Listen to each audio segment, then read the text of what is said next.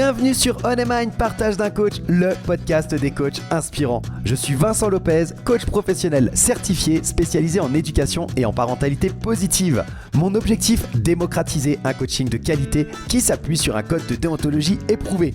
Pour ça, en partenariat avec B-Coaching, je te présente chaque semaine une partie d'interviews de coachs professionnels, des experts passionnés et accessibles.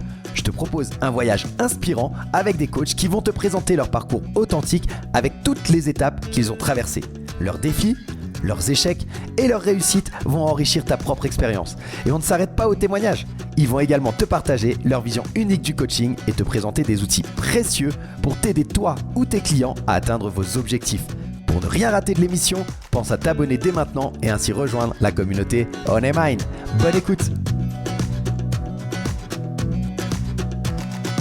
Salut à toutes et à tous, bienvenue, on se retrouve pour cet épisode numéro 36 de On a Mind, partage de coach, le podcast des coachs inspirants avec une nouvelle invitée dès cette semaine au micro avec moi. Alors c'est une histoire qui va te captiver et te motiver à coup sûr. On va plonger dans le parcours de Béatrice Garcia, une femme qui à 58 ans a décidé de tout changer et de se lancer dans une nouvelle aventure en devenant coach professionnel.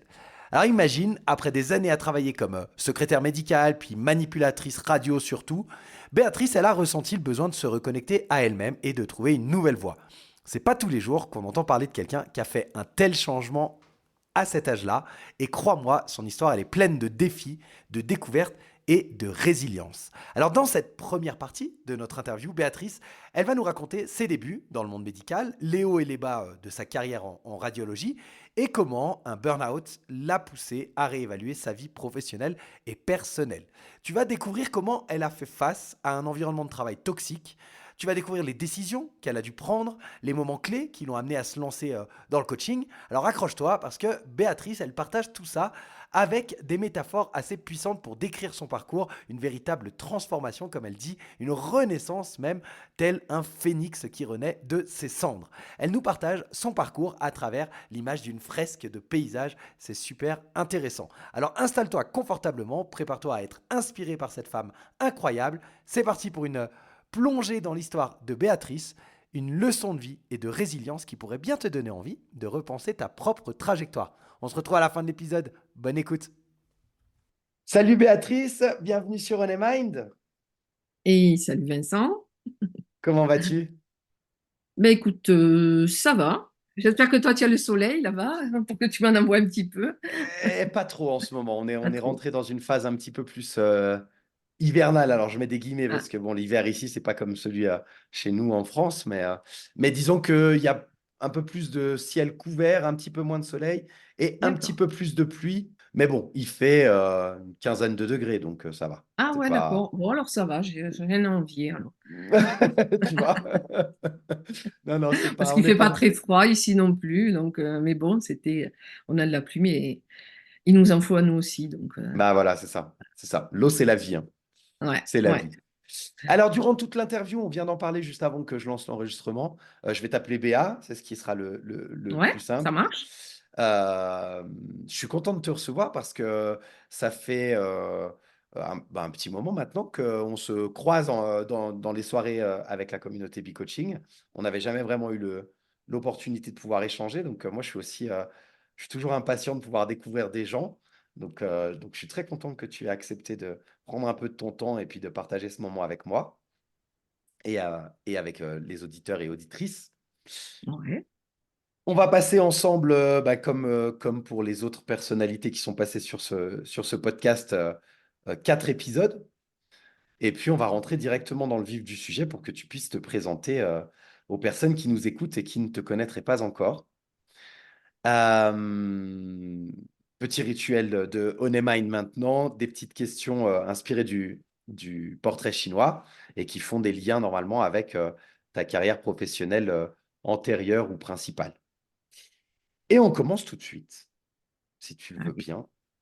Eh ben, écoutez, on y va. Euh, Si ta carrière, donc tu étais manipulatrice radio, j'ai vu dans ton Ouais. parcours, si ta carrière de manipulatrice radio, c'était un paysage, tu vois, une image qui puisse parler, quel paysage tu choisirais et pourquoi? Alors, si c'était un paysage, en fait, ça serait une suite de paysages. Parce que ma carrière en tant que manip, elle est un peu, euh, elle s'est faite un peu par épisode, en fait, j'ai envie de te dire. Alors, comment je la vois, un peu comme ça serait comme une frise, tu vois, où en premier lieu, ça serait un paysage de nature, mais une espèce de forêt assez dense, avec beaucoup d'arbres, beaucoup d'air, tout ça. Le chemin n'est pas trop tracé, un peu sombre. C'est pas pour moi la porte d'entrée idéale, parce qu'en fait, quand j'ai entamé ma carrière dans le milieu de la radiographie, je suis rentrée en tant que secrétaire médicale. Ok. Parce qu'à la base, je suis secrétaire médicale. C'est pour ça que voilà, et c'est un poste enfin, que je m'y voyais pas du tout dedans, quoi, en fait. Mais j'avais fait fait mes études, enfin, j'étais formée pour être secrétaire médicale.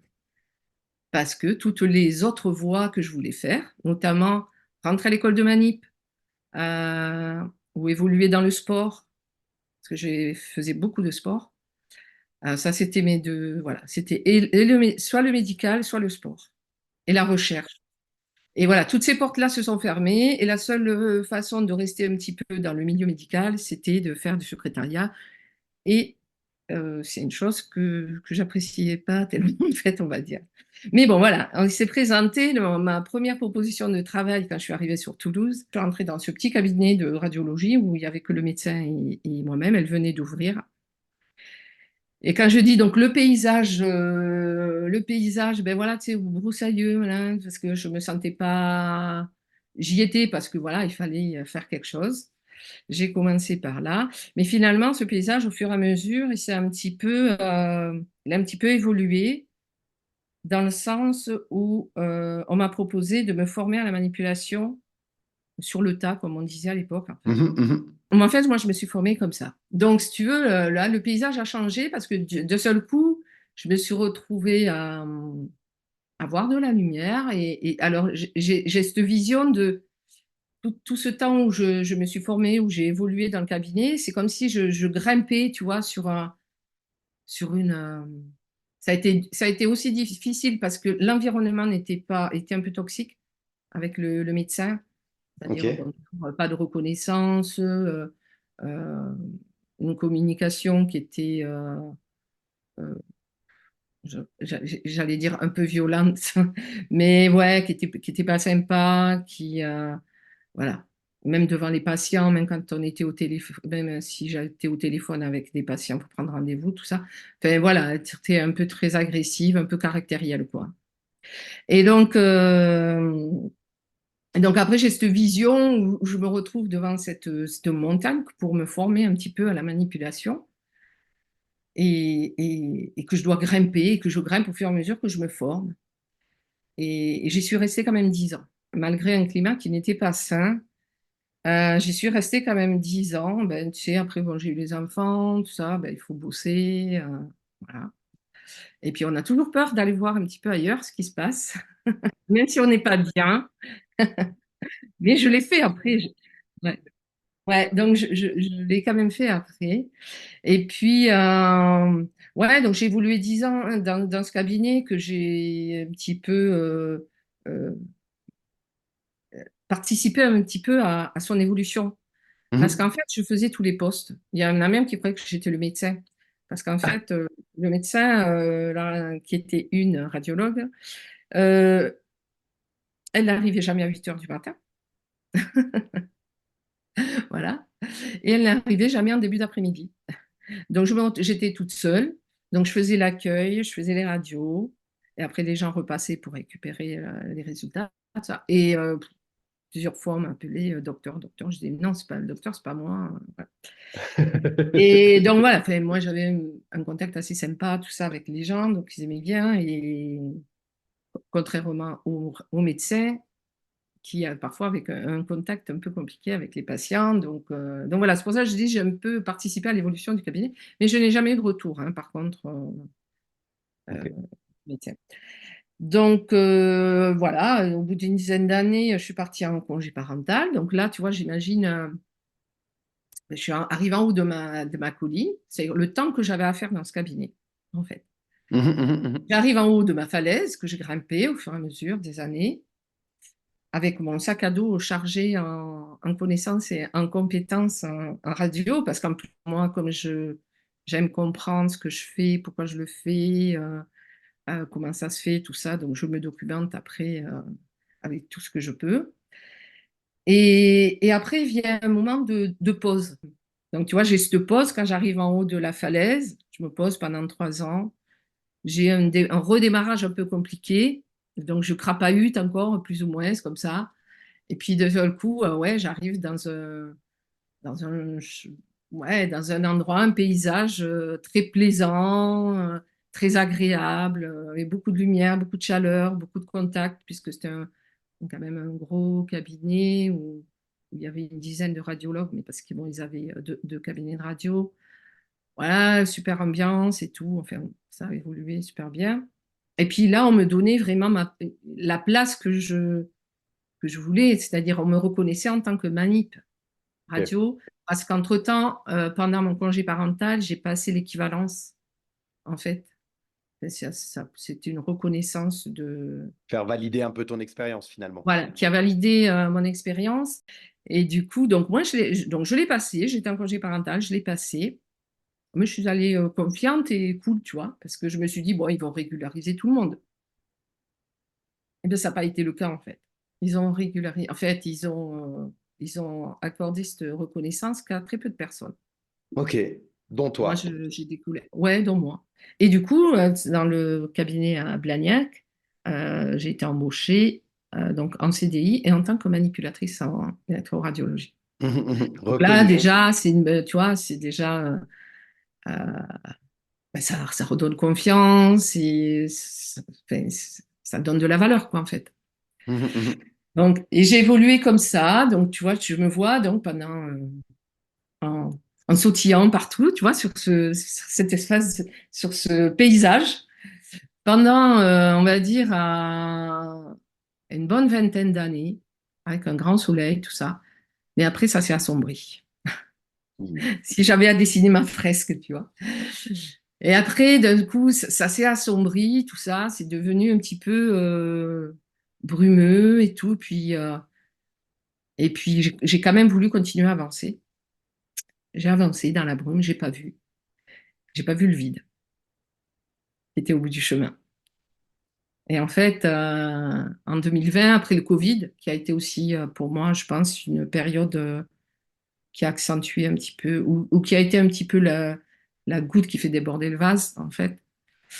Donc en 2020, j'ai chuté. J'ai chuté, c'est-à-dire j'ai fait un burn-out quand même assez important. Et si je reste dans mon paysage, tu vois, c'est comme si je chute, je tombe de cette falaise, de nouveau, là, je tombe, et je tombe au fond de l'eau, où c'est sombre, tu vois, un petit peu, quand tu es un petit peu au fond de l'eau, là, c'est un peu, on n'y voit pas très clair encore, c'est un peu la pénombre et tout. Et là, et là, je me retrouve là. Alors, un peu compliqué, tu as barboté là-dedans, mais je me laisse pas faire. On me dit, il faut que te faire accompagner. Ok, pas de problème. Jusqu'à présent, j'écoutais pas. Maintenant, je vais écouter parce que ça m'a mené là, parce que ça faisait un moment, mon médecin qui me disait, je vais vous arrêter, je vais vous arrêter. Puis, c'est un petit peu, enfin, du moins, moi, j'avais de la conscience professionnelle où je me disais, non, tu peux pas laisser tes collègues euh, dans, dans la pagaille. J'ai envie de dire, ouais, mais pour moi, c'est un peu ça, parce que je savais comment ça se passait quand il y avait une d'entre nous qui manquait. Mhm, Il mhm. fallait faire des heures en plus, il fallait venir sur nos jours de repos, tout ça. Donc voilà, je dis ben non, je peux pas vis-à-vis de mes collègues, tout ça, je peux pas. Même deux fois, tu sais, quand on était malade, on allait bosser tout, donc c'était un peu, voilà. On va dire un petit peu à l'ancien À système. l'ancienne. C'est l'ancienne génération. On disait, tu avais de la fièvre le matin, tu prenais un Doliprane, tu reprenais toute la journée, tu bossais, quoi, en fait. C'est ça. Donc, voilà, c'était ça un petit peu. Mais bon, je ne crois pas que ce soit la meilleure des solutions. En tout cas, ouais, donc je fais ce plongeon et on me dit, il faut te faire accompagner. Ok, j'y vais. Je me fais accompagner et je tombe sur quelqu'un de formidable qui m'aide à remonter un petit peu, petit à petit. Enfin, ça a été très rapide quand même, parce que, euh, enfin, en gros, j'ai fait une thérapie, mais j'y allais toutes les semaines. Ok, assez intense, quoi. C'était intense, mais c'était ma demande, en fait. Mhm, Parce que je mhm. sentais que ça m'apportait quelque chose, en fait. Donc, j'y allais toutes les semaines. Donc, effectivement, j'ai fait un travail colossal. Même moi, quand j'y pense, je me dis, waouh. Et, et donc, voilà, tu vois, j'ai ce paysage-là qui part de plein de choses, tu vois, de plusieurs traversées pour arriver ben, justement à retrouver l'eau, qui est mon élément, un élément que j'adore, que j'adore, l'eau, et où je barbote au fond au début, mais je remonte à la surface. Et puis j'ai envie de te dire, un petit peu comme un dauphin qui surgit, pratiquement au bout d'un, ouais, au bout d'un an, allez, on va dire qu'au bout d'un an, là, waouh, c'est le grand saut, le grand soulagement, quoi, en fait. Et, euh, et de là, je m'en vais vers ma liberté, en fait. Ok, Ma liberté pour arriver là aujourd'hui. waouh. Donc, tu vois, si c'est pas un seul paysage, ça va être voilà, une espèce de fresque avec différents paysages, passer de la forêt à l'escalade, au plateau, sur le calme, aux beaux espaces, et puis le plongeon dans le vide, l'eau pour renaître, en fait. Mhm, Puisqu'on mhm, mhm, est, mhm. quand on est en... Ouais, c'est la renaissance, l'eau, en fait. Ouais, ouais, tout à fait. Tu vois, du coup, ça me vient comme ça en discutant avec toi. Du coup, ouais, c'est chouette ça, en fait. Excellent. Bah, génial. Merci beaucoup pour ce Ouais, partage. On voit bien en plus bah, un parcours de vie, hein, finalement. On ne parle pas ouais, de quelques mois, quoi. Forcément, il y a une carrière professionnelle, il y a une vie. euh, les différents paysages que tu décris, je trouve. Alors, j'aime beaucoup. Voilà, moi, je fonctionne avec des images. C'est pour ça que j'aime bien ces questions un peu imagées qui vous font vous balader dans votre passé et puis les mettre comme ça en images. Là, les images que tu donnes, moi, je vois très bien la fresque, en fait, au fur et à mesure que tu décris ton parcours. Et puis, tu y mets les émotions que tu as pu vivre, tu y mets les différentes étapes de ta carrière professionnelle. Et puis tu dis, j'arrive à la fin, je sors de l'eau comme un dauphin, c'est un peu la renaissance. Ça fait un très bon enchaînement. Si, pour arriver où tu es aujourd'hui, si tu devais justement représenter cette transition vers le coaching, euh, j'allais te dire par un animal, tu as cité le dauphin. euh, ouais, Qu'est-ce que ça représente? Comment tu vois cette transition vers le coaching? Et puis, dans ce que tu nous as raconté, bah, il manque une étape, à mes yeux en tout cas, où je ne l'ai pas ouais. capté. Euh, Comment tu en arrives au coaching? C'est-à-dire que comment Ouais, tu vois, tu nous as dit que tu te fais accompagner, tu fais une thérapie, ouais. donc tu as une personne, une professionnelle de santé qui t'accompagne, Mhm. et puis aujourd'hui, tu es au coaching. Donc, comment ça se passe, cette transition-là? Comment tu en arrives au coaching? Oui, alors j'ai failli la mettre, ce petit passage, mais tu sais, je peux partir, ça va être long. Mais bon, je me doutais que ça allait arriver par la suite. Alors, pour revenir à l'animal, alors moi, l'animal, euh, bon, j'ai parlé du dauphin, Mhm. une chose, mais il y a aussi le phénix. Ok, ouais. Moi, ouais, c'est mon animal. J'avais envie de te dire qu'il me représente un peu. Mais ouais, pour moi, c'est le phénix, ben, tu descends, ouais, tu peux descendre au plus bas, mais ben, tu peux renaître de tout ça, quoi, en fait. Ouais, tu l'as dit, hein, Renaissance, hein.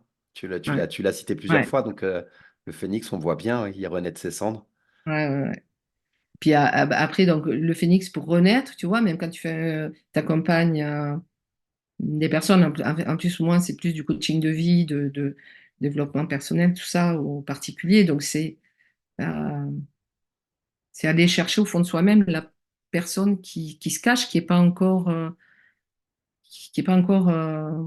épanouie. Tu vois, des fois j'ai des mots comme ça qui m'arrivent, mais qui est pas ouais comme une fleur qui est à l'intérieur, mais qui est là en attente qu'on vienne. Ben, j'ai plein d'images là, un petit peu arroser, tu vois, pour faire éclore cette. Et nous, on serait le jardinier, par exemple, tu vois, que le coach. Ah, Le ok. jardinier pour, euh, pour aider la personne à arroser cette fleur qui demande qu'à s'épanouir et puis à montrer ce qu'elle a de plus beau au fond d'elle-même, quoi, en fait. À elle-même et puis aux autres. Ah, ah. Mais d'abord à elle-même. D'abord Voilà. elle-même, ouais. Ouais. Ouais. Donc c'est toute cette voilà dans le phénix je mets enfin voilà c'est tout ça c'est renaître c'est aller à sa rencontre c'est éclore c'est voilà c'est tu vois tu des fois on fait des choses pour faire plaisir à l'autre. Moi j'ai souvent fait ça hein. J'ai fait ça jusqu'à 2020 en 2020 en fait et on fait plein de choses pour faire plaisir aux autres mais qu'on n'a pas trop envie nous mais on le fait pour les autres. Mais après on peut s'apercevoir que on peut déjà faire des choses pour soi, et ce qu'on va donner aux autres, c'est encore plus puissant en fait. Mais ça, je pense, enfin, là, je le dis avec le recul, hein, parce qu'on m'aurait dit avant, on m'aurait dit ça, je sais pas, peut-être j'aurais du mal à le croire. Ou alors il aurait fallu que ce quelqu'un avec des belles convictions qui vienne me le dire. Alors comment j'en suis venue au coaching aussi, c'est ben, suite à ce burn-out, donc comme je te le disais, j'ai fait donc une thérapie et bon, avec une personne en qui j'ai une très très grande estime en fait, qui compte énormément pour moi. Alors j'ai vu qu'une psychologue, hein, celle qui était au bout de ma rue, et, euh, et que d'ailleurs je dis tout le temps que même si j'avais eu à me renseigner sur elle, je serais pas allée chez elle en fait. Alors pourquoi je serais pas allée? Parce qu'elle a un côté, elle est psychologue, hein, clinicienne comme il faut. Et à côté de ça, elle a un côté spirituel. Et, et donc, ces accompagnements, c'est un mélange des deux. Donc, quand j'ai fait ce burn-out, et avec ma psychologue, qui me dit qu'il faut que ça serait peut-être intéressant de faire un bilan de compétences, j'ai dit, mais non, parce que je vais y retourner. Et donc, voilà. Et bon, et puis finalement, un jour, je me lève et quand je vais à la séance, je dis, ouais, c'est bon, je vais le faire, ce bilan de compétences.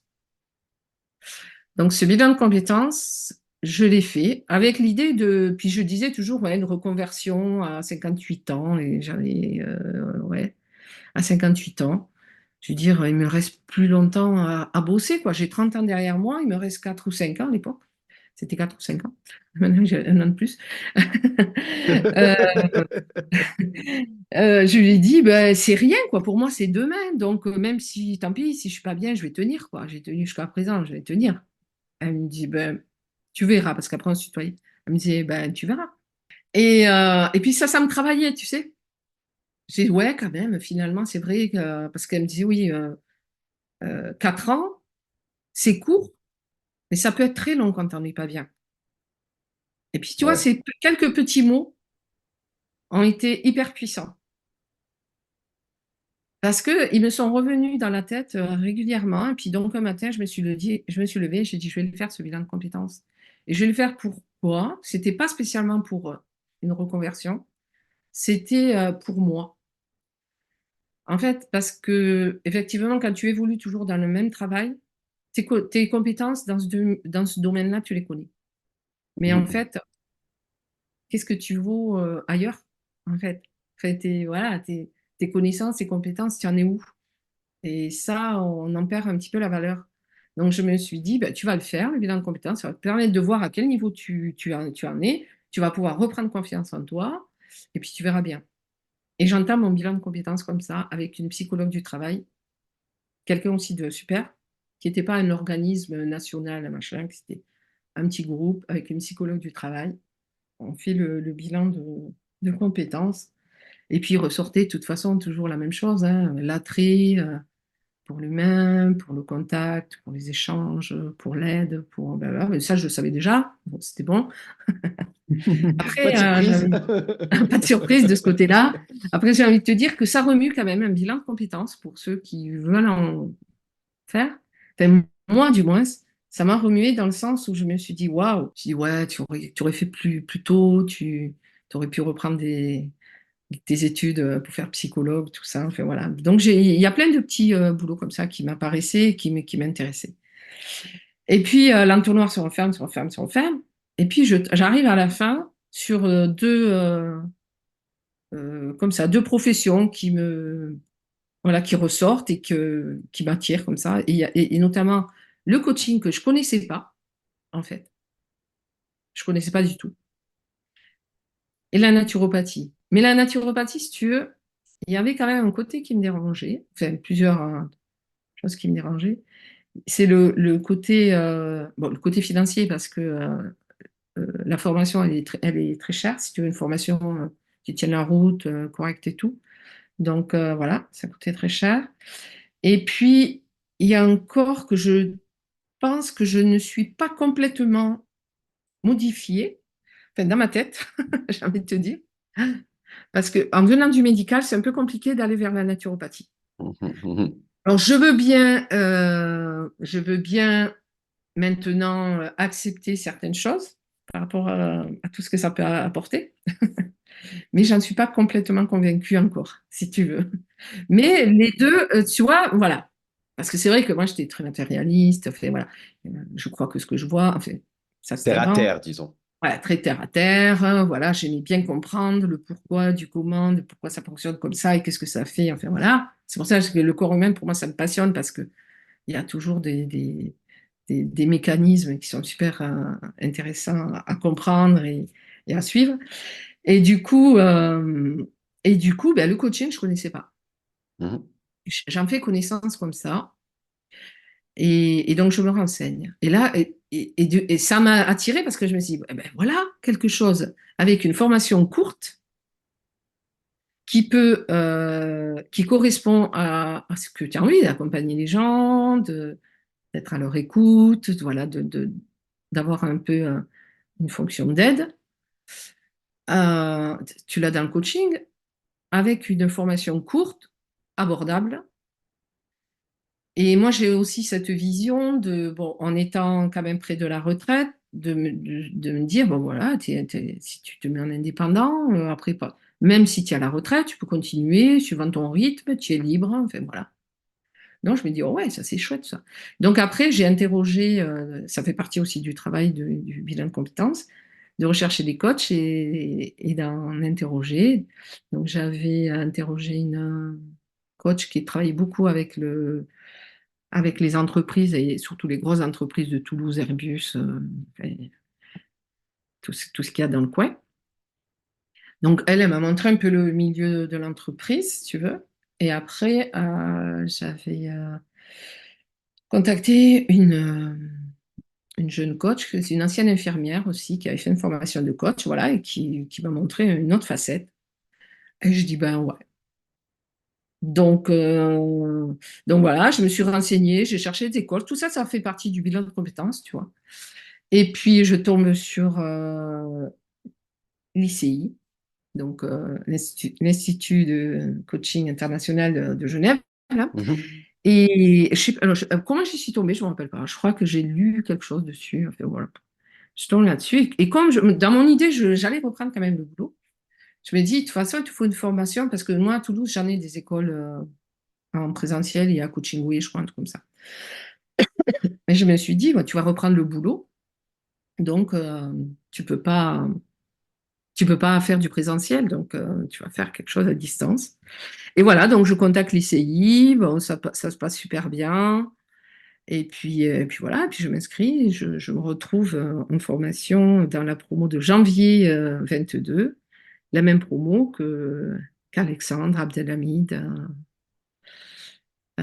qui c'est qu'il y avait des anciennes, Anan, il me semble qu'elle était avec nous, Linda, enfin bon, voilà, tout l'ancien groupe de départ. de départ. Et c'est comme ça donc que j'arrive dans le coaching en fait, mais qui pour moi correspond tout à fait à, à ce que j'ai envie, quoi, puis à ce qui me porte, enfin voilà, ce qui me tient à cœur. Voilà comment je suis arrivée au coaching. Longue histoire. Alors, ce que je retiens là-dedans et ce qui est étonnant, je ne sais pas si c'est étonnant, mais en tout cas, ce qui change beaucoup par rapport à beaucoup de personnes avec qui j'ai pu échanger, énormément de personnes sont passées par un coaching. Tu vois, elles ont été coachées et c'est ce Mm, qui a déclenché le fait qu'elles s'orientent vers le coaching. Or, toi, ça s'est fait différemment. C'est en partant de toi, de tes compétences, de ce qui t'anime en faisant ce bilan de compétences, etc., que le coaching apparaît alors que tu ne le connais pas. De là, tu te renseignes et en te renseignant, tu te dis, OK, j'y vais. mm. Et voilà, on arrive donc à la fin de ce premier épisode inspirant avec Béa, une femme incroyable qui a su réinventer sa carrière à 58 ans. Merci de tout cœur d'avoir écouté jusqu'au bout. C'est grâce à des auditeurs et des auditrices comme toi que ce podcast peut continuer à partager des histoires aussi inspirantes. Alors, pour résumer, on a exploré le parcours de Béatrice depuis ses débuts en radiologie, les défis, les moments clés de sa carrière, jusqu'à son burn-out et sa décision courageuse de se lancer dans le coaching. Elle nous a montré l'importance de se reconnecter à soi-même, de s'aligner avec ses valeurs, de ne jamais cesser d'apprendre, de grandir, le besoin de reconnaître le besoin de changement en fait. Béatrice, elle ressentait le besoin de se reconnecter à elle-même et de trouver une nouvelle voie avec ce burn-out et ses années dans son environnement de travail. Et donc, eh bien, ça fait partie des 5 grandes étapes qu'elle nous a partagées. Reconnaître le besoin de changement, explorer et se former, s'appuyer sur les expériences du passé, se reconnecter à soi et à ses propres valeurs, hein, et prendre des décisions clés et avancer à son propre rythme. Voilà, alors si cet épisode t'a plu, eh bien, n'hésite pas à laisser un avis sur Apple Podcast ou sur Spotify, ça permet de faire connaître le podcast. Partage l'épisode autour de toi. Ton feedback aussi est très précieux et m'aide à continuer à m'améliorer. Et surtout, reste connecté. La semaine prochaine, on retrouve Béatrice pour la deuxième partie de son interview fascinante où elle va nous parler de son développement personnel et spirituel, de ses défis en tant que coach, maintenant qu'on est arrivé au moment où elle rencontre le coaching, de l'importance et de la flexibilité et de l'authenticité. Je te promets, ça va être tout aussi inspirant. En attendant, tu peux me retrouver sur LinkedIn pour échanger sur les sujets qui te tiennent à cœur. Je réponds à tous les messages, alors n'hésite pas. Encore un grand merci pour ton écoute, pour ton soutien. Passe une excellente journée et à très bientôt pour de nouvelles histoires inspirantes sur On Mind Partage de Coach, le podcast des coachs inspirants. Bye bye.